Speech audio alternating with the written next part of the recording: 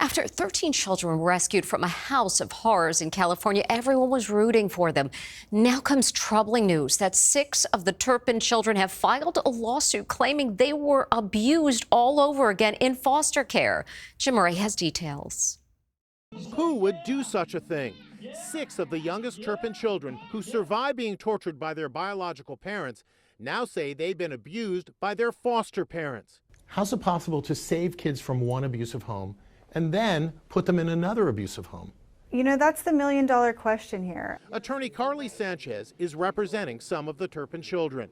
Some of my clients were sexually abused in their foster home. They were physically abused, hit, had their hair pulled out, hit with various objects, socially isolated. She says the children who'd already grown up in the so-called Turpin House of Horrors went on to suffer 3 more years of heartbreaking abuse in foster care. The emotional abuse that these children endured is horrific. They were told by their foster parents, "I understand why your parents chained you up.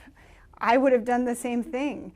When they went to their foster parents expressing depression, their foster parents gave them ideas about how they might successfully commit suicide. Some of the claims of abuse also focus around food. They were forced to eat food that was covered in mold.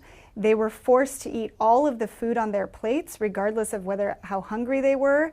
And they were forced to eat all the food on their plates to the point where some of them threw up.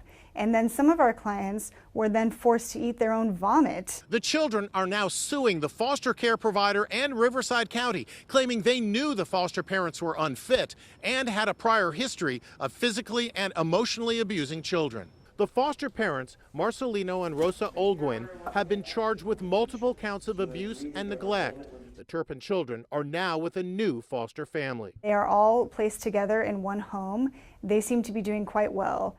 The foster parents and their adult daughter have pled not guilty to child abuse charges. The foster care agency and Riverside County said they're not able to comment on the specific abuse allegation.